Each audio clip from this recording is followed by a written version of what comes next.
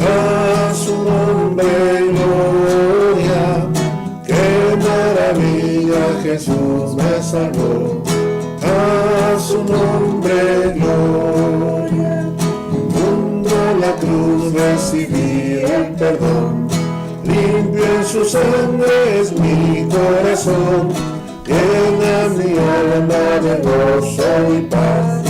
A su nombre gloria, a su nombre gloria, a su nombre gloria, qué maravilla, Jesús me salvó.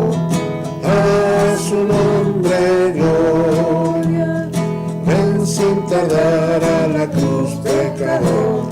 Allí te espera Jesús Salvador, allí de Dios hallarás el amor. A su nombre gloria, a su nombre gloria, a su nombre gloria, qué maravilla, Jesús me salvó. A su nombre gloria.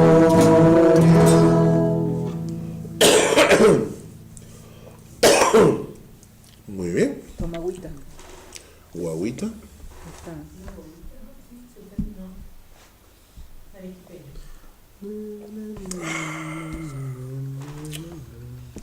Y la última. 339.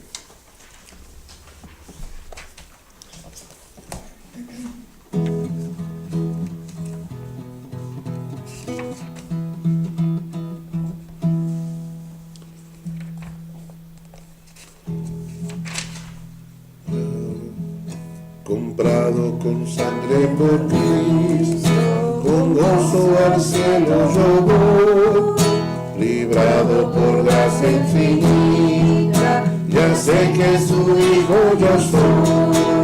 Lo sé, comprado con sangre yo soy. Lo sé, con Cristo al cielo yo voy. Soy libre de pena y culpa, su gozo me hace sentir. Él llena de gracia mi alma, con él es tan dulce vivir. Lo sé,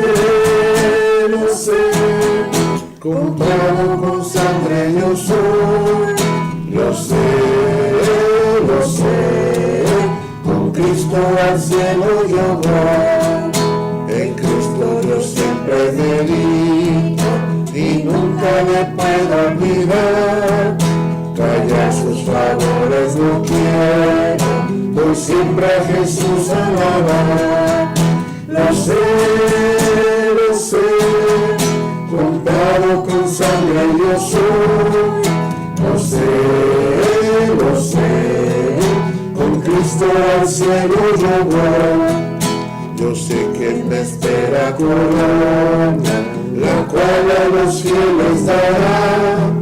Jesús Salvador en el cielo, mi alma con él estará. Lo sé, comprado con sangre yo soy. Lo sé,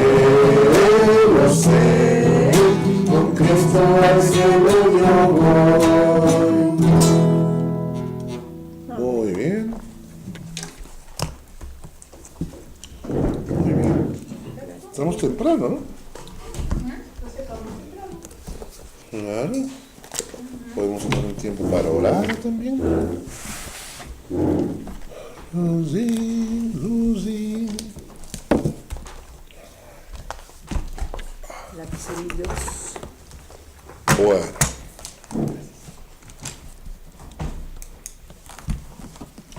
Vámonos. ¿Alguien quiere lapicero?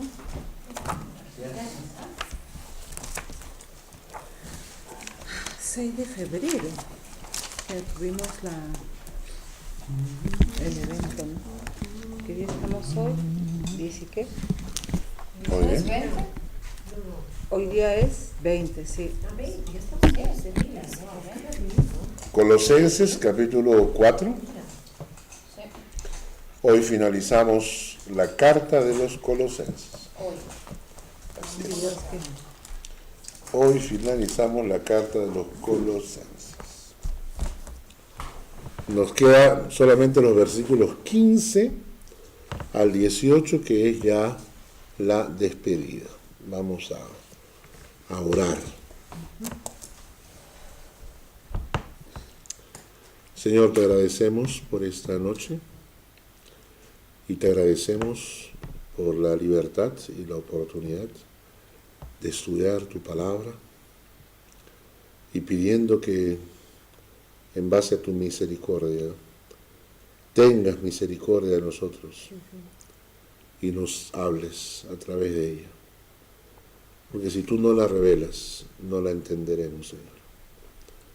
Tu palabra está velada a la mente humana, pero revelada a la mente del Espíritu.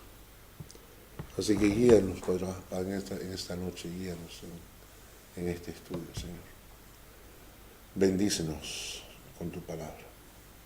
En tu nombre oramos. Amén. Bueno, nos vamos a Colosenses, capítulo 4. Vamos a leer desde el versículo 15 hasta el 18. Capítulo 4, versículos 15 al 18. Dice: saludad a los hermanos que están en Laodicea y a Ninfas y a la iglesia que está en su casa. Cuando esta carta haya sido leída entre vosotros, haced que también se lea en la iglesia de los laodicenses, y que la de Laodicea la leáis también vosotros. Decid a Arquipo: mirad que cumplas el ministerio que recibiste del Señor. La salutación de mi propia mano, de Pablo. Acordaos de mis prisiones, y la gracia sea con vosotros. Amén. La semana antepasada, la semana pasada no tuvimos porque tuvimos la comida en la noche, y la semana antepasada habíamos visto los diferentes amigos y personajes que acompañaron a Pablo, ¿recuerdan? Habíamos hablado de Tíquico, de Onésimo, de Aristarco, Marcos, Justo, Epafras, Lucas, y el último, al que no se le atribuye ninguna cualidad, Demas, que al final terminó abandonando al Señor. Demas, ¿no? Que Pablo escribe en su última carta: Demas me ha abandonado, amando más este mundo. En el versículo 15 se nos introduce a un tema que sería interesante conversar. Saludad a los hermanos que están en Laodicea y a Ninfas y a la iglesia que está en su casa. En algunos manuscritos griegos no dicen ninfas, sino dicen ninfa, no sin la S al final. Aparentemente este es un nombre, no sabemos si es nombre de mujer o nombre de hombre. Ninfa podría ser de mujer y ninfas podría ser de hombre, pero lo interesante es que dice acá: y la iglesia que está en su casa. Ahora, nosotros debemos recordar esto, ¿no? Por ejemplo, cuando Pedro predica la primera vez en Hechos capítulo 2, después del Pentecostés, dice que Pedro predicó y que se convirtieron 5.000 personas. Y la pregunta es: ¿dónde se reunirían 5.000 personas en la época romana? ¿Cuál era el único lugar donde podían reunirse 5.000 personas en la época romana? ¿El Coliseo? ¿Ah? El Coliseo. Era el único lugar que podía abarcar a 5.000 personas o más. El Coliseo estaba hecho, se calcula que estaba hecho para unas 30.000 personas. Pero, ¿le prestarían el Coliseo a los cristianos para reunirse? Se estarían adentro peleando. Si adentro estaban los cristianos que los estaban matando con los leones. Entonces la pregunta es, Claro, ¿dónde se reunían En campos. los cristianos? En un principio, antes de la persecución, antes que empiece la persecución, los que estuvieron el domingo recuerdan que hablé de la diáspora, que se empieza cuando Pablo recibe las ropas de Esteban y lo apedrean a Esteban delante de Pablo, y dice que se desató una gran persecución para la iglesia y las personas con sus familias salieron escapando de Jerusalén, y a la vez que fueron escapando, fueron predicando el Evangelio. O sea, la diáspora, la dispersión, tuvo un propósito en las manos de Dios. A veces no entendemos por qué nos pasan las cosas malas, pero a veces las cosas malas nos empujan a hacer algo que es lo que Dios quiere que hagamos. Y Dios quería que el mundo conociese el Evangelio. Y entonces los cristianos estábamos felices en Jerusalén. Entonces viene la primera persecución. Los cristianos comienzan a escapar, los cristianos comienzan a salir de Jerusalén, y esa salida, esa escapada, que la Biblia le llama la dispersión o la diáspora, hace que la gente iba predicando el Evangelio por donde iban yendo. O sea, en la medida que se iban yendo, iban predicando el Evangelio, y el Evangelio comenzó a extenderse. Entonces la persecución tuvo un propósito en las manos de Dios.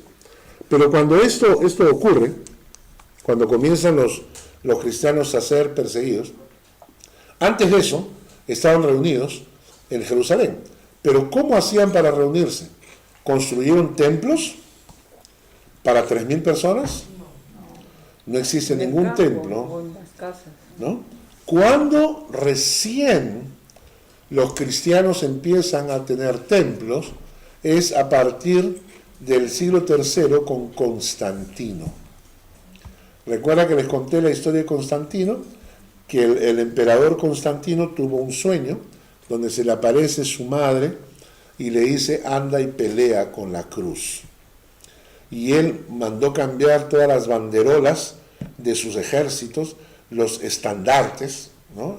Los estandartes que van delante del ejército, esas banderolas las cambió y puso la cruz delante, ¿no? De ahí viene el nombre de las cruzadas, ¿no? Entonces fueron y lucharon con la cruz y vencieron.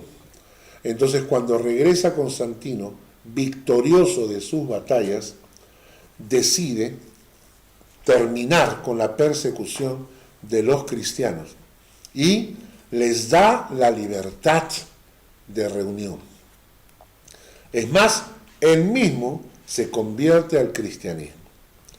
Y todos esos cristianos que habían sido perseguidos, que tenían una fe muy fuerte en el Señor porque tenían que jugarse con la vida, ¿no? Esos cristianos salieron y la primera generación sintió la libertad de que les estaba dando Constantino. Pero como Constantino se convierte al cristianismo y era el emperador, no solamente se convierte, sino que su corazoncito decide apoyar a los cristianos que ahora eran su grupo de hermanos, ¿no? ¿Y qué hace? No solamente les da libertad, Construir. les comienza a dar templos donde ellos puedan reunirse con libertad. Hasta ahí no había problema, porque los cristianos comenzaron a reunirse, pero eran cristianos auténticos. Pero luego Constantino comete un error grave. Algo con impuestos. Exacto. Liberó a los cristianos de los impuestos. Y tú dices, ¿cómo puedes? Eso está bien, si son cristianos, son mis hermanos, los libero de los impuestos. Resulta que todo el mundo se convirtió en cristiano. Es decir, todo el mundo se metió a la iglesia y la iglesia se llenó de gente pagana que se quería hacer pasar por cristiano, y de ahí sale la iglesia tradicional. Ahí se constituye el concilio de Nicea y todo lo demás, y ya se constituye la iglesia, y entonces toda esa gente que no conocía al Señor se metió a la iglesia. Y luego la iglesia se institucionaliza. Y entonces ahí nomás ya comenzaron a decir, ok, entonces ahora hay que elegir, tenemos pastores, ya, pero hay que elegir al obispo, pues. O sea, uno encima de los pastores. Que manda, Y luego entre los obispos vamos a elegir a uno y a ese vamos a ser el obispo máximos, que representa. ¿no? Que representa a todos, ¿no? Pero cosa que por sí en realidad está bien porque se necesita orden. Claro, pero lo que pasa es que el cuerpo de Cristo no funciona con una jerarquía de Claro, ese tipo. pero igual necesitas... Y entonces el primer papa al que le preguntaron, ¿no? Recuerdo que es Santiago se llamaba, pero no de los apóstoles, ¿no? Ya estamos hablando de 3 siglos después. Él rechazó eso porque dijo que era un título carnal, pagano y orgulloso. Lo rechazó. Pero el otro papa sí lo aceptó, y de ahí se divide la iglesia, ¿no? Entonces viene el cisma. Pero bueno, recién en el 3er siglo, la iglesia comienza a recibir templos donde reunirse. Durante casi 200 años, es decir, desde el año 33 que muere Cristo y empieza la iglesia, hasta el año 300, estamos hablando de 270 años o un poco más, 260, 270 años, los cristianos no tuvieron templos donde reunirse y tampoco podían hacer reuniones públicas. No podían reunirse 3.000 cristianos en un congreso cristiano evangelístico, ¿no? en las laderas de Jerusalén, porque eran perseguidos. El ministerio de los cristianos, la iglesia, se desarrolló durante 270 años en casas, por casas. Entonces acá Pablo menciona, dice, saluden a los hermanos que están en la Odisea y a Ninfas, a la iglesia que está en su casa. Lucila, por favor, lee Romanos 16, versículos 3 al 5. Romanos 16, versículos 3 al 5.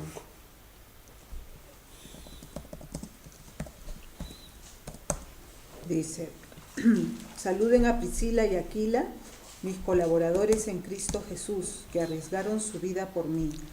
Tanto yo como todas las iglesias de los no judíos les estamos muy agradecidos. Saluden también a la iglesia de su casa. Saluden a mi amado hermano Epeneto, que fue el primer convertido a Cristo en Acaya. Muy bien. Entonces acá tenemos el caso de Priscila y Aquila, ¿no? Priscila es la mujer y Aquila es el hombre. ¿Ya? No es que no sean lesbianas, ¿no? O sea, Priscila y Aquila, ¿no? Sino Priscila era la mujer y Aquila era el hombre. Priscila sí de mujer, pero Aquila. Como Aquiles. Entonces, dice acá, Pablo los define como mis colaboradores en Cristo Jesús, que expusieron su vida por mí. Pongan esa, ¿eh?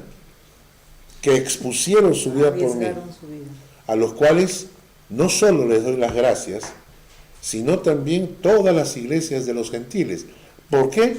Porque Pablo estaba predicándole a los gentiles. Entonces, cuando Pablo le dice a las iglesias que estaba sembrando en Efesios, en Colosas, en Tesalónica, que eran iglesias de los gentiles, les dice, yo no estaría acá, a no ser porque Aquila y Priscila pusieron su vida en peligro para defender la mía, ¿no? Entonces las iglesias les estaban agradecidos a Priscila y Aquila, y Pablo termina este versículo diciendo, y saluden ¿a quién? Acaya, no. Saludad Epeneto, también a la iglesia de su casa. que está en su casa. O sea que Priscila y Aquila también tenían una iglesia en su casa, ¿no? ¿Ok? Vamos a leer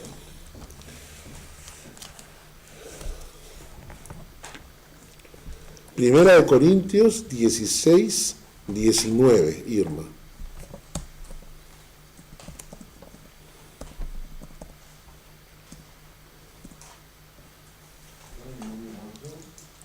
¿16? Primera de Corintios 16, versículo 19. las iglesias de Asia os saludan, Aquila y Priscila, con la iglesia que está en su casa, os saludan mucho en el Señor. Muy bien. Ahora, el primer versículo que leyó Lucy ¿En qué libro de la Biblia está? Romanos. Romanos. Y Pablo escribe una carta a los romanos y les dice, saluden a Priscila y Aquila y a la casa, a la iglesia que hay en su casa. ¿En dónde estaba la casa de Priscila y Aquila? En Roma. Roma, ¿no es cierto? Porque le escribe a los romanos. Entonces, a la iglesia de los romanos. Entonces, en ese momento, Priscila y Aquila estaban en Roma y tenían una iglesia en su casa. Y ahora Pablo le escribe, ¿en qué libro estamos ahora? Primera de Corintios, ¿no? ¿En Corintios también tenían otra residencia? ¿O qué? Corintios 16, 19. Cuando Pablo le escribe la carta a los corintios, Pablo está en Éfeso. Pablo está en Éfeso. Y desde Éfeso le escribe la carta a los corintios. Y entonces le dice, las iglesias de Asia os saludan. Aquila y Priscila, con la iglesia que está en su casa, os saludan mucho en el Señor. Es decir, por alguna razón que desconocemos, Priscila y Aquila se habían mudado de Roma a Éfeso, ¿no? Quizás acompañando a Pablo, quizás, ¿no? Pero lo cierto es que ni bien llegaron a Éfeso, ¿qué es lo que hizo a Priscila y Aquila? Abrieron su casa para tener una iglesia. ¿De acuerdo? Ahora, y por último, por ejemplo, Feli, lee Filipenses 1, del 1 al 2. Filipenses 1, del 1 al 2.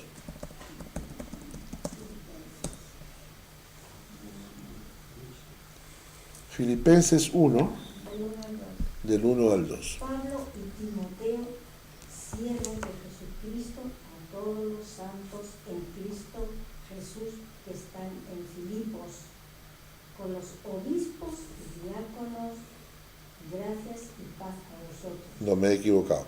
Estás leyendo 1 Timoteo, ¿no? No, Filipenses. Perdón, es... perdón, no es Filipenses, es Filemón. Filemón.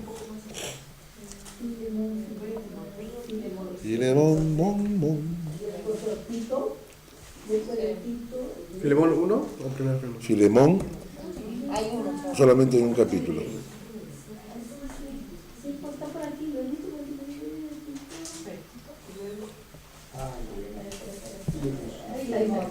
¿Ya qué quiere que te lea? Versículos 1 y 2. Pablo, prisionero de Jesucristo, mi hermano Timoteo, al amado Filemón, colaborador nuestro, y a la amada hermana Apia, Jesús, y a Arquipo, nuestro compañero de milicia, y a la iglesia que está en tu casa. Sí. ¿Sigo? No, no. Ya. Y a la iglesia está en tu casa. ¿En la casa de quién? De Filemón. De Filemón. O sea, en la casa de Filemón también había una iglesia, ¿no? ¿Ok? Entonces, ¿qué quiere decir esto? Que en los primeros tiempos los hermanos abrían sus casas para reunirse como iglesia, ¿no? Y sus hogares eran los puntos de evangelización y adoración. La iglesia y el hogar se habían fusionado en una sola cosa. Y sigue siendo verdad que el hogar de cada cristiano debería ser al mismo tiempo una iglesia de Jesucristo. Ahora, ¿qué es una iglesia? ¿Cómo definimos una iglesia? ¿No? Un lugar sagrado, ¿ok? Por ejemplo, en un templo. Eso es una iglesia. No necesariamente. Acá esta es una iglesia ahorita, Estamos acá, puede ser en el campo también. En el campo. Solamente donde se reúnan dos. Debemos definir el concepto de iglesia. La palabra iglesia significa eclesia, significa llamados o congregados. La palabra habla de personas, no habla de edificios, ¿no? Cuando hablamos de un templo, sí hablamos de un edificio, pero cuando hablamos de la iglesia, estamos hablando de un grupo de cristianos que se reúnen. Cuando Cristo agarra y dice, donde 2 o 3 están reunidos, ahí estoy yo en medio de ellos. Quiere decir que una iglesia es la congregación de un grupo de cristianos que se reúnen con diferentes objetivos. Primero, adorar a Dios. Hemos empezado cantando, adoramos a Dios. Segundo, prepararse en la palabra de Dios, estudiar juntos la palabra de Dios. Tercero, evangelizar, es decir, llevar otras almas a los pies de Cristo, ¿no? Edificar a los hermanos en la palabra de Dios. ¿Ok? O sea, todo este tipo de cosas son las que nos hacen funcionar como un cuerpo, como una iglesia, como un grupo de personas que tenemos una fe común. Ahora, nosotros nos hemos mal acostumbrado. Y para nosotros iglesia es lo que nosotros tenemos los domingos. Un local, la gente viene, un grupo de alabanza, alguien que dirige el culto, una prédica, se termina con una oración, se dan unos anuncios, los niños se separan y se van a un lado para tener escuela dominical, los jóvenes se agrupan para tener una reunión aparte de jóvenes, ¿no? Y luego se lanzan actividades como tenemos un almuerzo conjunto y tenemos una fiesta de Navidad y todo eso es la imagen que nosotros tenemos como iglesia, pero la iglesia en sí es un grupo pequeño. Recuerden que las casas de estas personas no eran millonarios, no tenían grandes caserones, muchos de ellos eran gente muy sencilla, y entonces las casas eran lugares pequeños donde se podían reunir quizás 15 o 20 personas como máximo, pero vivían como iglesia. ¿Me entienden? Vivían como iglesia. Tenían palabra, tenían alabanza, tenían adoración, evangelizaban, edificaban a la gente con la palabra. ¿Qué pasaría? ¿Qué habrán hecho con los niños? No sé. ¿Qué se imaginan ustedes habrán hecho con los niños? Se sientan ahí también. Así es. Se sientan ahí a escuchar. Lo que pasa es que nosotros hemos criado a nuestros hijos muchas veces rebeldes, ¿no? Y hoy en día los niños los sientas en la iglesia y no, y las mamás no saben, o los papás no saben controlar a esos niños, ¿verdad? Pero en esa época, yo recuerdo cuando veíamos la televisión a tiempo atrás, esas series de antes, la familia Ingalls. La casita de la pradera. Mi televisión de La Paz. Oh. Todavía. ¿Y qué pasaba con los niños en la iglesia? Ahí estaban. Estaban los primeros ahí quietitos. Y quietitos estaban, Sí. ¿no? Y aprendían a respetar las cosas del Señor. Ahora, se aburren a veces los niños. Puede ser cuando la prédica es muy extensa o no es entretenida, puede ser que los niños se aburran, pero también están escuchando la palabra y se crían escuchando la palabra, ¿no? Hoy en día los separamos, pero si tuviéramos un ministerio de iglesias en casas, ¿dónde pondríamos a los niños? Tendrían que quedarse a participar, ¿verdad? Otra cosa es que hoy en día se hacen muchos ministerios en casas, ¿no? Pero se agrupan a la gente por grupos humanos similares. Por ejemplo, célula de matrimonios, célula de solteros, célula de mayores, célula, ¿no? Exacto, ¿no? Ahora, en este caso, ustedes tratemos de entender, ellos se reunían los que habían. Si habían niños, adultos, jóvenes, ancianos, nada. O sea, los cristianos se reunían en una casa y en esa casa celebraban sus cultos. Y según Primera de Corintios, cuando tenían culto, cada uno traía algo de comer y compartían juntos, todas las semanas. Y ahí es cuando Pablo les llama la atención, diciéndole cómo algunos de ustedes vienen y se pelean por la comida, ¿no? 1 Corintios 11, ¿no? Mejor coman en su casa, ¿no? En lugar de venir a pelearse, porque ya con el tiempo la iglesia también se comenzó a llenar de gente que no era creyente, que parecían ser cristianos, pero no lo eran. Y ya se comportaban como gente del mundo. Hoy yo he traído carne, ¿eh?, para mi gente, ¿no? Y el otro que era pobre, no traía carne, ¿qué hacía? Entonces Pablo, ¡pum!, les da duro en 1 Corintios 11, porque la Santa Cena era después de la comida. La Santa Cena era terminando de cenar, la última parte era, ahora, tomamos el pan y tomamos el vino, que hasta ahora los judíos hacen eso, al final de la cena, ¿no?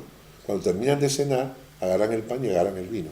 Lo mismo hizo Cristo, dice, la última cena, cuando dice, después de haber cenado, Jesús tomó el pan y dando gracias lo partió y dijo, tomad, comed todos de él porque este es mi cuerpo. Y tomó el vino, o sea, era, digamos, como el postre, ¿no? Después que todo el mundo había comido, ok, vamos ahora sí a participar. Entonces la Santa Cena era lo mismo. La Santa Cena era la gente que se reunía en casas, todos traían algo de comer, compartían algo de comer y al final de la comida celebraban con el pan y el vino. Este es el ministerio que había en esa época. Nosotros nos hemos complicado mucho la vida. Pero algo que me llama a mí la atención es lo siguiente. ¿Por qué nosotros somos tan reacios a abrir nuestras casas o convertir nuestras casas en iglesias de Dios? Donde se pueda predicar la palabra, donde se pueda cantar al Señor, donde se pueda evangelizar. Y hay varios factores. Una, puede ser que el cónyuge no esté de acuerdo y te hace lío, ¿no? A veces no, pero a veces el cónyuge dice demasiado, ¿no? O sea, quizás una vez a la semana, pero no importa, aunque sea una vez a la semana, habría que abrir nuestras casas para convertirlas en centros de predicación de la palabra, centros de alabanza, centros de edificación, ¿no? Después es que el cónyuge, ¿no? Punto 2, porque somos vanidosos. Y entonces, si tenemos estudio en la casa, la mujer se desespera para limpiar la casa porque tiene que estar impecable, porque no puede haber un polvito, porque vienen todas las demás hermanas y comienzan a chismear y mirar si está todo limpio. Entonces, el sábado limpia, ¿no? Puede ser ese otro factor, ¿no? Que la gente se preocupa tanto de, no, van a venir a la casa y no que arreglar. El tercero es que a veces nos preocupamos mucho de la comida también. Y lo que vamos a servir, no vamos a servir, si tenemos o no tenemos. Y hay veces que la gente no tiene, y entonces dicen, no, ¿cómo voy a invitarlos si no tengo nada que ofrecerles? Y, en fin. Y todos estos factores han hecho que la gente dejara el ministerio en casas. Pero no se olviden que la iglesia primitiva, la iglesia de la época del Señor, ellos no tuvieron templos. Ellos desarrollaron todo un ministerio y crecieron en el mundo entero a través de ministerios en casas, iglesias en casas, grupos de hermanos que se reúnen para alabar a Dios, adorar a Dios, crecer en su palabra, compartir compañerismo, etc. Eso ya es una iglesia. Si nosotros no tuviéramos culto este domingo y no tuviéramos actividades los fines de semana, y en este grupo nosotros desarrolláramos eso, esto es una iglesia. Esto es una iglesia. ¿Ok? A ver, Billy, léete Hechos, capítulo 5, versículo 42. Hechos 5, 42. Apostelgeschichte. Apostelgeschichte. Ja, genau. Capítulo 5, versículo 42.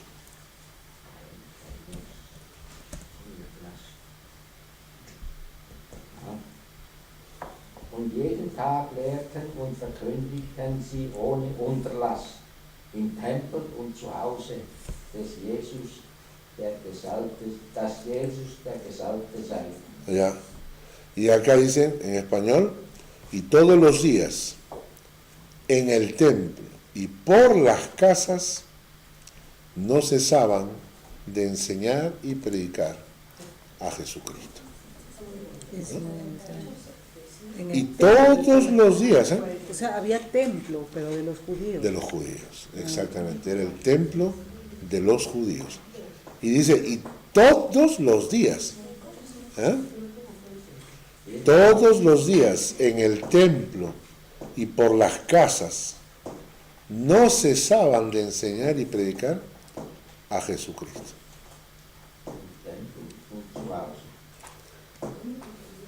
Nosotros debemos darle gracias a Dios que nuestra iglesia llegó en su mejor época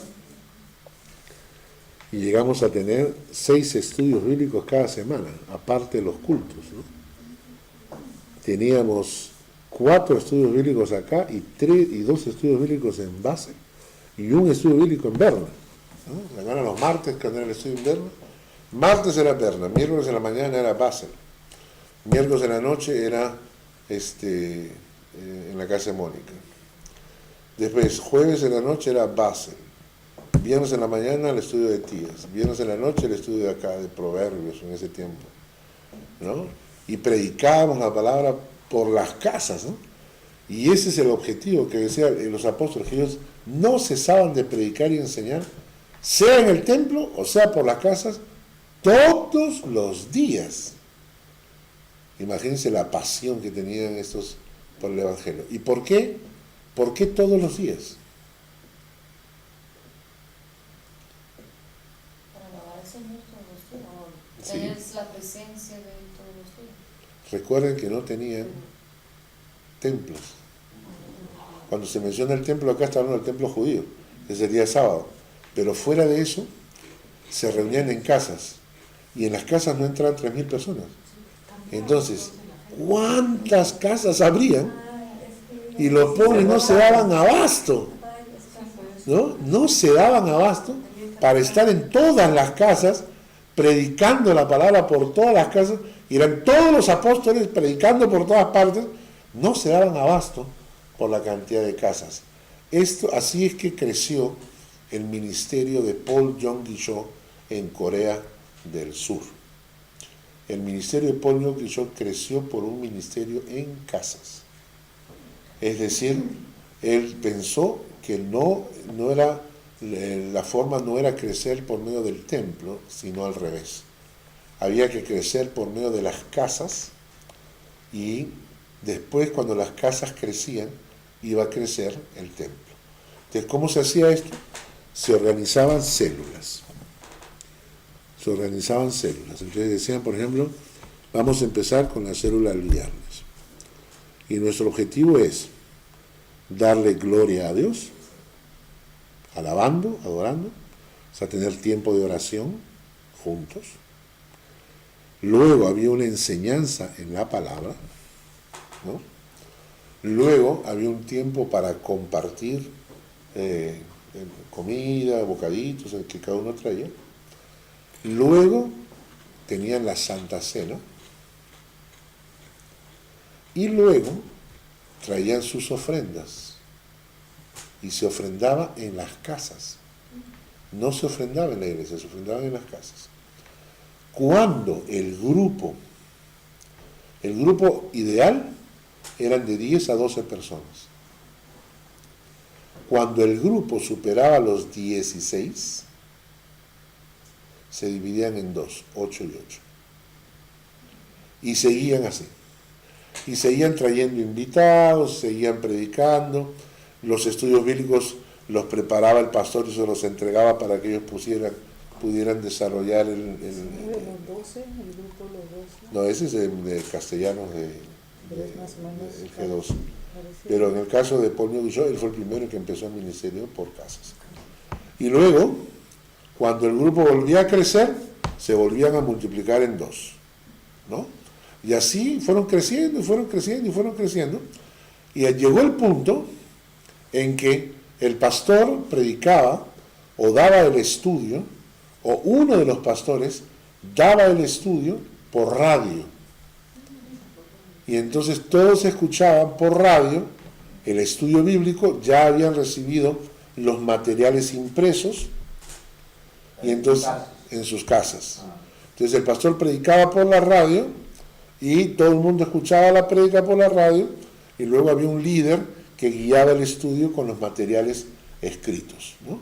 Pero recuerden todas estas cosas que se hacían: alabar a Dios, tiempo de oración, tiempo de estudio, tiempo de compañerismo con Santa Cena y al final un tiempo de ofrenda. Y entonces, luego, el responsable de cada célula, asimismo tenía otra célula. Me explico. El pastor tenía una reunión con 12 pastores. Y estos pastores tenían una reunión con subpastores o pastores asociados. Y estos tenían reunión con líderes. Y ahora, pero, o sea, ¿cuál es la diferencia entre lo que estamos hablando de los bishops de la Iglesia Católica? En este caso, cuando tú hablas del bishop, le estaban dando a él la autoridad sobre todos los demás. ¿Pero no la tienen de arriba? Claro, se supone que es un pastor que tiene un equipo que trabaja con él, ¿no? Pero no es como la Iglesia Católica, donde el Papa tiene la autoridad máxima y determina quién entra y quién sale, ¿no? Pero lo importante era que se manejaban de esta manera. Por ejemplo, Irma iba a ser la líder de uno de los grupos. Entonces Irma asiste el día miércoles y tiene una reunión conmigo y con los otros líderes de los estudios bíblicos. Y en ese estudio bíblico que tenemos, ella recibe los materiales para el estudio que ella va a dirigir el viernes. Entonces el día miércoles ella recibe los materiales para el día viernes. Y el día viernes ella comparte lo que recibió el miércoles. Entonces todas las personas de la iglesia están involucradas en 2 reuniones. En una reciben y en la otra dan, ¿no? ¿Se dan cuenta? Ahora, ¿y yo? Si yo el miércoles le doy un estudio a los líderes y los líderes el viernes tienen su propio estudio, yo también tengo otro estudio donde yo recibo. O sea, todos tienen uno donde reciben y uno donde dan. ¿No es cierto? Entonces, de esta manera comenzó a crecer la iglesia de Paul Yong-gi-cho. Cuando nosotros estuvimos en Corea en el año 93, la iglesia de Paul Yong-gi-cho había alcanzado el 1.000.000 de personas. 1.000.000 de personas. Para ese entonces ya habían construido su templo de 15.000 personas, ¿no? 15.000 personas. Entonces tenían cada domingo 8 cultos. Cada domingo tenían 8 cultos, que empezaba el primero a las 6:30 de la mañana. Cada culto duraba 1 hora y media. Tenían un sistema de entrada y de salida. Todo el mundo sabía por dónde entraba y todo el mundo sabía por dónde salía. Entonces son 15.000 personas en cada culto. Y la gente estaba afuera haciendo la cola por todas las puertas de entrada. Pero eso solamente funciona con coreanos. Ya, porque son disciplinados. La cosa es que se abría la hora y entraban 15.000 personas y se iban a sentar. Terminaba el culto y en media hora cambiaban 15.000 personas. En media hora 15.000 personas salían y 15.000 personas entraban. Pobres esos baños. Ya. 8 cultos cada domingo, que significaba 120.000 personas. Diferentes pastores predicaban. Sí, diferentes pastores predicaban. Pero creo que el pastor Yong-gi-cho predicaba en el de las 6:30 de la mañana, sea, tenía unos horarios donde él predicaba, ¿no? Y lo interesante es que solamente alcanzas a 120.000. Entonces, ¿qué ocurría? Para que tú tenías una célula, entonces tú llamabas a la célula y tú calculas 1 millón dividido entre 120.000 son como 8 domingos. Entonces tú llamabas a la iglesia central y decías: somos de la célula de la casa de vida y felicidad los viernes ¿no? Nuestro número de célula es la célula 457, ¿no? Un momentito, por favor. A ustedes les toca asistir al templo el 28 de abril. Entonces el 28 de abril era una fiesta, una refiesta era, porque ese día la célula iba al templo, ¿no?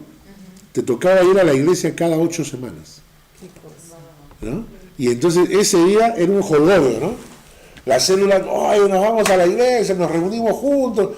Y de ahí en salir de la iglesia era irse a comer juntos y a celebrar, porque había estado en el templo, ¿no? Pero básicamente el ministerio era por medio de las casas. Y cuando llegó a esa magnitud, la prédica la recibían por la radio. Hoy en día se podría hacer por internet. Claro. Pero tuvieron ciertos problemas a la hora de empezar.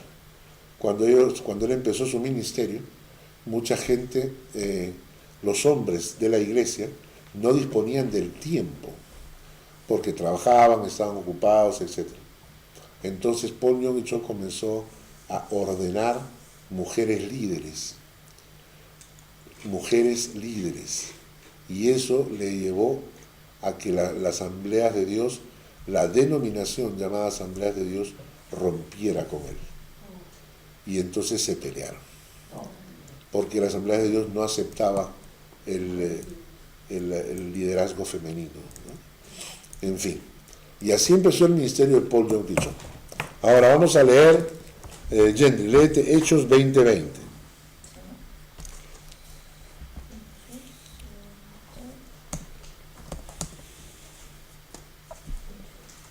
Hechos 20:20. Y como nada que fuese útil, eres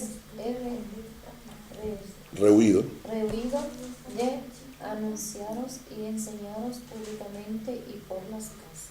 Exacto. Nuevamente Pablo repite: nada que fuese útil he rehuido de anunciaros y enseñaros públicamente. ¿Y cómo?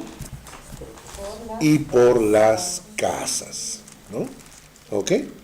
Entonces, el ministerio de Pablo obviamente era a través de las casas, ¿ok? Y entonces nosotros deberíamos pensar, ¿verdad? Debemos pensar si realmente nosotros estamos haciendo las cosas correctamente, ¿no? Quiero que vamos a leer un texto, Segunda de Corintios,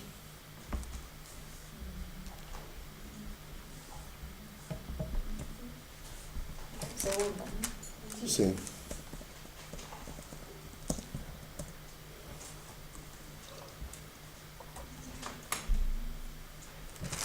No sé, creo que es Primera de Corintios. ¿Cuál es? Primero o segundo. ¿Tienes concordancia ahí? Busca. ¿Qué quieres buscar? Cada primer día de la semana. Primer día de la semana. Sí.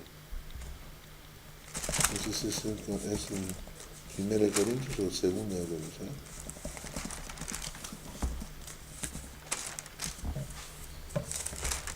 Y muy mañana, el primer día de la semana, está. ¿Otra? Vinieron al sepulcro. ¿En Corintios? 16:2. ¿Qué dice? Cada primer día de la semana, cada uno de vosotros Exacto. ponga aparte algo. Primera de Corintios 16:2. 16:2. Primera. Primera de Corintios 16:2, ¿no?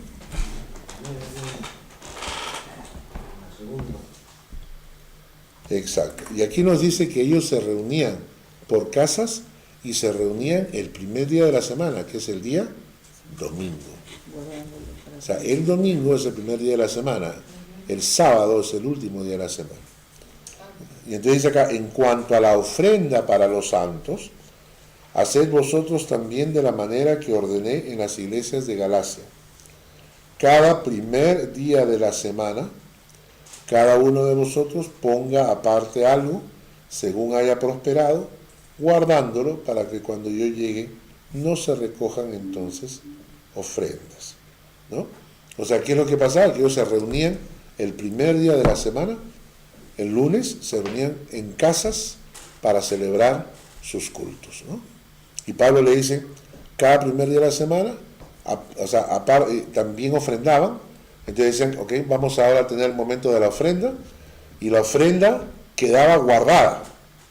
Entonces cada lunes las personas traían su ofrenda, y esa ofrenda quedaba guardada en una caja hasta que Pablo llegaba. ¿Era el lunes o domingo? El lunes, el domingo, ¿no?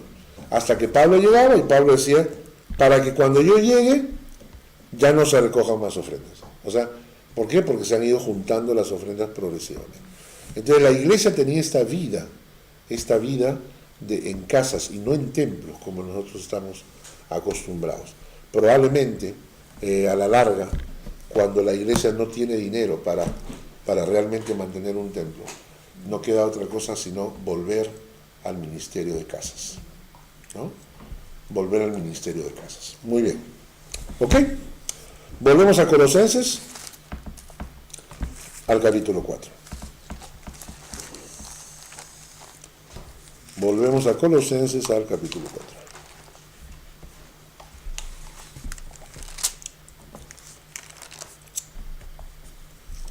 Hemos leído el versículo 15. Saludad a los hermanos que están en la Odisea y a Ninfas y a la iglesia que está en su casa. Cuando esta carta haya sido leída entre vosotros, haced que también se lea en la iglesia de los laodicenses, y que la de la Odisea la leáis también vosotros. Pues bien, no se encontró la carta de los laodicenses. Por alguna razón divina que desconocemos, la carta a los laodicenses se perdió. ¿No está ni en los apócrifos? No está ni siquiera en los apócrifos. No se tiene registro alguno sobre esta carta, ni sobre su contenido. Ahora, interesante es que Dios está en control de la situación, ¿no? Claro, pero ¿cómo puede ser eso, no? ¿Qué? Alguna O sea, vez se supuestamente va a hay- encontrar. O es que la carta no haya sido, digamos, inspirada por el Espíritu Santo. No la guardaron. No tenemos ni idea. O sea, si no ha sido En esta época se escribía en papiros todavía, ¿no? En rollo. Sí, en este momento se escribió en papiros, sí. Pero no tenemos ni idea. O sea, Por ahí está no hay el papiro ninguna. bien escondido. O sea, lo único que sabemos es que Pablo escribió una carta a los laodicenses que Dios no quiso que estuviera en la Biblia. Y desapareció. Y se perdió la carta, ¿no? Ahora, esta es una de las cosas que nos permite hacer especulaciones, pero no tenemos ninguna respuesta concreta como para decir qué fue lo que pasó. ¿Ok? Pueden haber pedido más cartas, ¿no? Que no sabemos. Claro, probablemente algunas más se perdieron, pero fue la voluntad de Dios concentrar en la palabra lo que tenemos ahora, ¿no? Seguimos leyendo el versículo 16.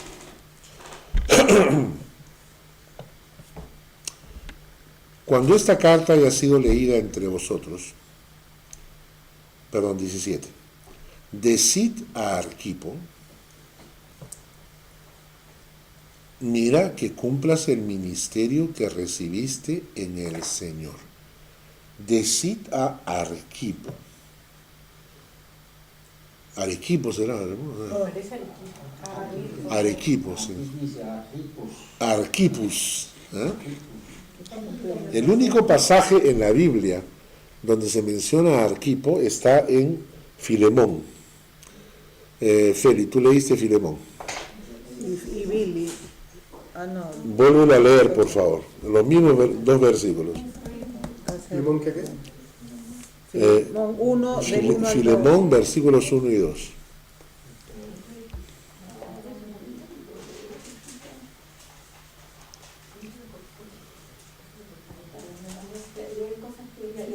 Una hoja es. Sí, sí, sí. Ya. Leo los dos versículos. ¿Qué número? Versículo 1 y 2. Pablo, prisionero de Jesucristo, y el hermano Timoteo, al amado Filemón, colaborador nuestro, y a la amada hermana Apia y Arquipo. ¿No? Sí, exacto. Arquipo, nuestro compañero de milicia, y a la iglesia que está en tu casa. Recuerden que Pablo, cuando habla de los cristianos, muchas veces utiliza el ejemplo de la milicia, es el ejemplo de los soldados. Tú, como buen soldado de Jesucristo, sufre penalidades, le dice a Timoteo. Entonces, sí. Cuidado, milicia no es igual como soldado, ¿No? Hay una diferencia. ¿Cuál es la diferencia? Es voluntario, existe el pueblo salido. Es voluntario. No es De fe. Es voluntario. Interesante. Entonces, acá Pablo dice que Arquipo era su compañero de milicia, le dicen Colosenses, ¿no? Cuando le escribe a Filemón le dice que era su compañero de milicia, era su compañero que estaba con él luchando juntos, ¿no? Pero en Colosenses le piden que le digan a Arquipo, mira que cumplas el ministerio que recibiste en el Señor. ¿Qué habrá pasado con Arquipo? ¿Qué se imaginan ustedes? ¿Qué habrá ocurrido en la vida de Arquipo que dejó el ministerio? ¿Lo dijiste el otro día? ¿Qué? ¿Lo dijiste el otro día? Además, ¿Qué habrá hecho? ¿Qué habrá hecho? ¿No? Pero en este caso no abandonó a Pablo. Demas abandonó a Pablo siguiendo el mundo. Pero en este caso, Arquipo no estaba cumpliendo su ministerio, ¿no? Habrá desobedecido. Pablo le recuerda, también lo mismo le recuerda a Timoteo. En 2 de Timoteo, Mark, lee por favor. Ya leíste, ¿no? Sí. Sí. Mark, lee tu 2 de Timoteo 4, 5. 2 de Timoteo.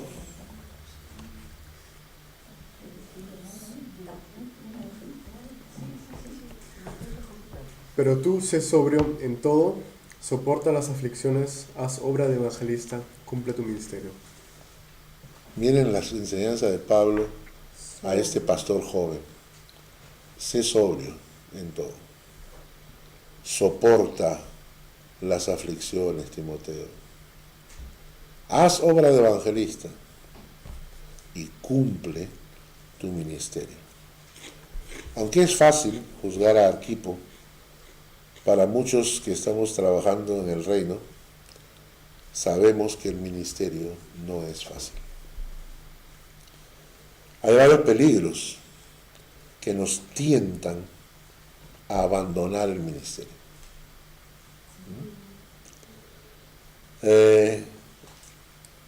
Primero, son los conflictos personales en el interior de la iglesia. A veces hay hermanos que le hacen la guerra al pastor. Hay hermanos que tratan al pastor como si el pastor fuera enemigo. Como si fuera un enemigo, ¿no? O sea, como si el pastor no hace lo que la gente dice, entonces lo comienzan a tratar como si fuera un enemigo. Yo recuerdo, una vez estaba yo como estudiante, me invitaron a la iglesia bautista de Miraflores, de Benecer. Un amigo mío estudiaba conmigo en el seminario y me invitó para predicar en el estudio bíblico en el grupo de oración, en el culto de oración, los días miércoles. Me invita para predicarles porque necesitaban a alguien, ¿no? Yo fui para allá, me recogieron de la puerta de la iglesia, yo pensé que el estudio era en la iglesia, y me recoge un hermano en la puerta de la iglesia con su auto, y me subo, y entonces le digo, sí, hermano, vamos, el estudio bíblico es en la casa tal, ¿no? Y le dije, no lo tienen acá en el templo. No. Nosotros no nos reunimos acá en el templo.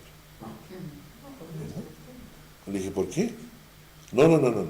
Acá en el templo los miércoles tienen su propio culto de oración. Oh, Nosotros tenemos el nuestro. ups. Yo le dije, ¿pero ustedes son de la misma iglesia o son de otra iglesia? No, somos de la misma iglesia. Pero, Y entonces le pregunté, ¿y por qué tienen dos grupos diferentes? Bueno, hermano, usted tiene que comprender que nosotros los bautistas somos congregacionales. Que quiere decir que todas las decisiones se toman en la congregación y no hay un pastor que manda, sino la congregación se reúne y manda. Y hace un par de años cometimos un error gravísimo y hemos contratado un pastor que prácticamente es un dictador. Pues.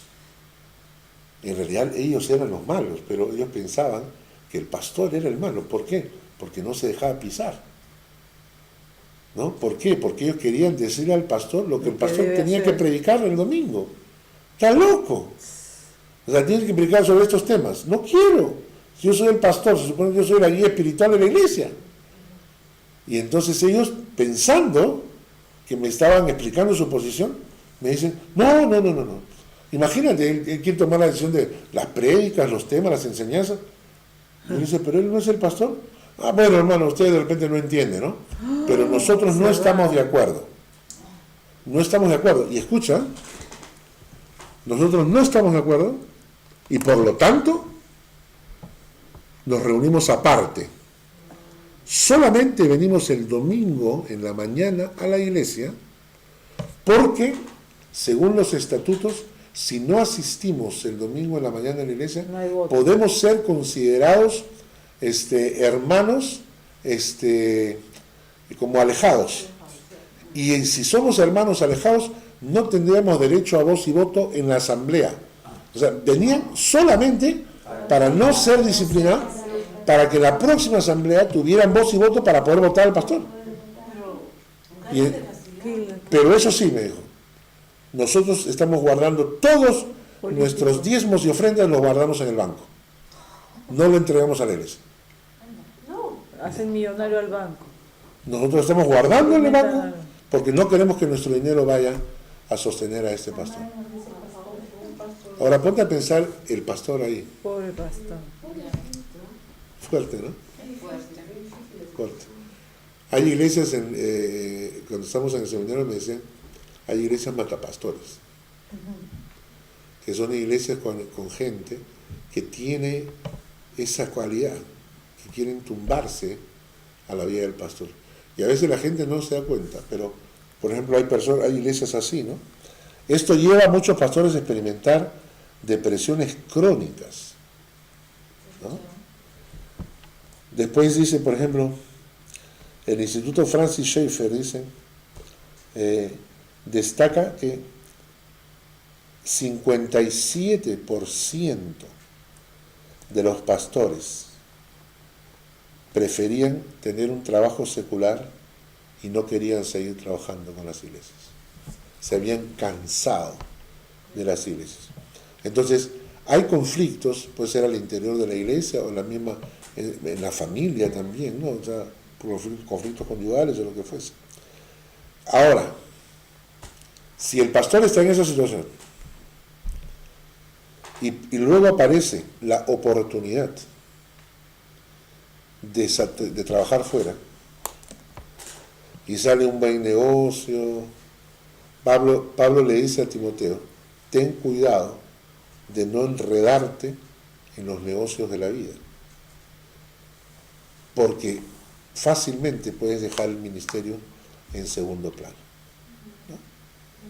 Y lamentablemente a veces las dificultades financieras al interior de la iglesia obligan a que los pastores salgan de la iglesia para poder proveer a su familia.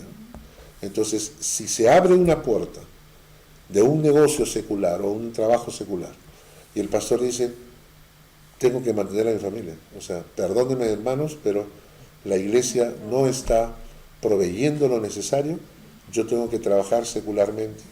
Entonces, en un principio lo que ocurre es lo siguiente, en un principio el pastor se divide. comienza a trabajar secularmente y sigue apoyando la iglesia. Y con el tiempo se va enredando en los negocios de la vida porque, como todo ser humano, regresa a la casa cansado. Ya no tiene el mismo ánimo ni la fuerza para hacer todas las cosas, se comienza a reducir el trabajo de la iglesia. Creo que por ahí la Iglesia Católica llegó en su tiempo Sí. a la decisión de los curas en ese caso. Pues, Claro, para que no tengan... Sí, Claro. porque de antes se podían casar. Sí, antes tenía que casarse, y bueno, ahora podrían otra vez, pero ya se han acostumbrado tanto. Ahora, ¿podríamos culpar al pastor por salir de la iglesia para conseguir un trabajo y proveer a su familia? No. No. ¿Por qué? Porque es su responsabilidad. Y si el pastor sale, No debería de ser así, ¿no? claro, y si el pastor sale y ya no hay ministerio en la iglesia, porque obviamente, como todo ser humano, si trabajas a tiempo completo y llegas a tu casa cansado, no tienes tiempo como para estar preparando 3 estudios bíblicos y 2 prédicas, ¿no? Te comienzas a reducir en el ministerio. ¿Quién es culpable delante de Dios? ¿Quién es culpable delante de Dios? ¿Ah? ¿Qué? Claro. Si pueden. Ahora, lo que Pablo dijo es que, o sea, lo que el profeta, ¿no? Jeremías, agarra y pregunta, ¿dónde están los sacerdotes? Y le contestan, se han ido a sus tierras. ¿Y por qué se han ido a sus tierras? Porque el pueblo no los sostenía y ellos tenían que proveer a sus familias, así que se han ido a trabajar la tierra. Y entonces el profeta agarra y dice al pueblo, maldito será el pueblo. ¿Por qué? Porque al hacer que los sacerdotes dejaran el ministerio, automáticamente el pueblo se estaba maldiciendo a sí mismo. Se estaban dejando el ministerio espiritual. Entonces acá cuando Pablo le escribe a Arquipo, yo estaba pensando en esa frase, ¿no? Cumple tu ministerio. ¿Qué razones habrá tenido el pobre Arquipo para dejar su ministerio, ¿no? Y a veces los pastores tenemos que dejar el ministerio por estas razones. O te frustras, o están deprimidos, o falta fruto, o la iglesia no crece, o lo que fuese. Y lo peor es cuando no hay las finanzas, entonces a veces el pastor tiene que tomar la decisión de dejar el ministerio. Y Pablo le decía a Arquipo, cumple tu ministerio. Cumple tu ministerio. Me escribió un pastor de Guatemala, y esto me llamó mucho la atención, porque él decía que estaba escuchando las prédicas que yo tenía en el internet y los devocionales que él los recibía y lo usaban con los otros pastores, ¿no? Y me dijo, yo fui de pastor, él es doctor, y es el médico. Y él dijo, yo renuncié a todo y me fui de pastor a Miami. Y empezamos a trabajar allá. Y no teníamos nada, no teníamos ni transporte. Y los hermanos me recogían y me llevaban en el auto. Y la iglesia comenzó a crecer, pero no tan rápido como imaginamos. Y comenzamos a pasar mucha necesidad económica después de haber sido, médico. Es decir, después de haber tenido mucha soltura económica, ¿no? Pero habían tomado la decisión de irse con la esposa y con los hijos a hacer el ministerio. Y entonces agarra y me escribe y me dice, hasta que llegó el punto en que mi esposa no lo pudo soportar más. Y tuvimos serios conflictos. Y hablé con otros pastores, y los pastores me dijeron, tienes que cuidar tu ministerio, tu esposa. ¿No? Así que renuncié al ministerio, regresé a Guatemala, y hoy trabajo como médico, ¿no? Me dio tanta pena el hombre, ¿no? Me dio tanta pena porque a veces la esposa es la que lleva la carga, ¿no? A veces la esposa, al ver la necesidad que pasa el pastor está más metido en el ministerio, más con la visión. Y a veces la esposa es la que lleva la carga de no tener, ¿no? Y esto puede llevar a conflictos, ¿no? Y en el caso de él renunció al ministerio por eso, ¿no? En fin, Pablo le dijo a Arquipo, cumple tu ministerio. Y para terminar, Pablo le escribe en el versículo 18, dice, la salutación, el saludo es de mi propia mano. Es decir, yo mismo soy el que estoy escribiendo. Pero luego les añade algo que me llama la atención. Le dice, acordaos de mis prisiones. Acordaos. No dicen oren por mí. No. No dicen. No. Acuérdense de mis prisiones. ¿Qué cosa quiere decirles Pablo con eso? De lo que él hizo para predicar y lo agarraron y lo metieron en prisión. Sí, Él claro. tuvo que trabajar. Y entonces, ¿por qué les dice así? Acuérdense de mis prisiones. De que lo vayan a visitar o Hasta que te mueres. Que Lo también vayan a se visitar. ponga en su pellejo, ¿no? Que se den cuenta de cosas de lo que sufrió.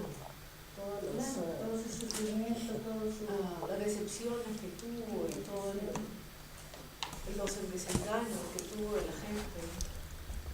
Yo no sé realmente si la gente sabe no ¿Qué ha saben. pasado? Lo Lo que que un pasa, pastor los sube, pastores no saben. No. No tienen No, ni la de verdad. menor idea. Pero creo que sería mejor qué cosa, que le quede así. que no lo sepan. ¿Por qué Pablo le dice a la gente? Pero hay Al final, ¿no? un film, un Acuérdense pastor de mi que prisión. cuenta su vida, cómo llegó de ser humano normal como nosotros a pastor. Pero no me recuerdo cómo se llama. Ya. No, cuando de Dios te esos llama, hay Dios te bastantes, llama. Pero la cosa es mantenerse como pastor sin tener problemas de todo tipo, ¿no? Bueno, hemos terminado Colosenses y nos hemos demorado, ¿cuánto? ¿Un año? ¿Menos? No menos. Empezamos Te digo cuando empezamos. a ver cuándo empezamos Colosenses. Menos, ¿no? La notaría, No sé, yo no. yo tengo aquí 16 de enero, pero ese es Colosenses 4, 2, 3, 4. No, pues estamos en el capítulo 1. Espérate, Colosenses 3, Pero ¿y después qué cosa vamos a hacer? Colosenses 2. Ya cerramos ese estudio. Sí, pero ¿y después qué libro viene? No, ya cerramos, ya no vamos a tener estudio. Ya. Ya no venimos nunca más. Voy a renunciar al ministerio, voy a dedicarme Esta ha los sido una negocios de la vida. introducción para lo que va a anunciar. No, probablemente vamos a empezar otro libro, no sé si el Antiguo Testamento de repente, porque nosotros hemos estudiado Génesis, hemos estudiado, pero pues con la generación de antes, ¿no? Lucas estamos estudiando los miércoles, pero hemos estudiado Génesis, Éxodo, hemos estudiado Jueces. Tengo Colosenses 2, no sé por qué no tengo Colosenses 1. Doctrinas para no ser engañados. Junio. ¿Sí? Junio. Proverbios famosos. Apocalipsis, por medio de las palabras. Sí, antes. Bueno, no te preocupes. Lucas, Colosenses, mayo. Colosenses 1, 9 de mayo. Un poco más. Abril, Colosenses 2, 4. Marzo, Colosenses 1:23. Colosenses 1, 23. Colosenses 14 de marzo. Uy, ¿verdad? Un año, Carlos. Nos vamos lejos. 10 afirmaciones sobre Jesucristo. Antes. Colosenses 1, 9, 14. Antes. 17 de enero, o sea, más de un Antes. año. Ah, su madre. Colosenses 1, 9, 14, Seguimos 10 de ahí. enero del 2014. Es en diciembre. Ges. Bueno, yo creo que el próximo sería Filemón, así uno cortito. Filemón, y este lo hace durar un año. Pero una hojita o... Noviembre 1, que acá, 11 de octubre del 2013. ¡Wow! 11 de octubre 11 de octubre de 2013. 2013. ¿Alguna vez haremos el Apocalipsis? Sí, y sí. 20 de febrero. Un año y Jesucristo. medio. ¿Cuándo Sí. ¿No? Mira que sería interesante si estuviera Apocalipsis. A Tú ya octubre, lo tenías listo, Sí, pero sí, no sí. tenías que... Apocalipsis se hizo prédicas. Sí, pero que lo explique así. Octubre de Es que todo mi 2014. material de Apocalipsis, todo lo que prediqué, todo se quedó en Lima. ¿Se quedó dónde? En Lima. No, Apocalipsis lo has predicado en Schlieren, Carlos. Claro, Sí, pero sí. todo mi material escrito, todo lo que yo tenía escrito, Aquí se lo has regalado. no se lo he regalado a nadie, sino que Entonces, lo mandé a Lima para que me lo transcriba una amiga, Cecilia Sí, León, lo sigue para que me lo transcribiendo. estuviera transcribiendo, ¿no? Sí, pero Entonces, se quedó con material. No, pero es que me está mandando de a poquitos cuando ella tiene tiempo, va avanzando, ¿no? Dile Pero que está bien, eso sería interesante, el libro de Apocalipsis, Sí. sería interesante estudiarlo. 2014, Pero mira, octubre noviembre, 2013, diciembre, enero, febrero. 12, 13, 14, 16 meses. Oye, si haces Apocalipsis, no sé si venga. ¿por qué? Estoy harto de eso. Bueno, Que ya. dijo la mula Alfredo. Vamos a orar para... Vamos para qué. ¿Vas a hablar? Dale. Sí. Vaya. Porque ya no te Ah, no es un chiste. Es una demasiado. así, no está así. Y no aprendes nada, igual no te sirve nada. Qué bárbaro, ¿no? Octubre, noviembre, diciembre, Por eso es bueno apuntar. enero, febrero. Por eso es bueno apuntar. ¿verdad? O sea, Yo estoy en otra libreta ya. 17 meses ¿Has visto mi lapicero? hemos estudiado el libro de Madre, Colosenses. ¿Qué tal te parece mi lapicero? Qué bárbaro. Todos se ríen de mí por mi lapicero. ¿Por qué? ¿Qué pasa con tu Está pelado. Originales. ¿Ah? Para mí lo más original es Mercedes Benz. el Pablo, pero él mismo escribió. Sí, sí. Porque nosotros no sabemos quién lo escribió realmente. Sí. Pero lo interesante ahora, por ejemplo, es si después de haber terminado Colosenses, ahora, por ejemplo, en la noche, uno se pone a leer todo Colosenses de corrido. Bueno, ¿ya terminó el estudio? ¿O Vamos a orar. Ok. Sí, apágalo. Chao.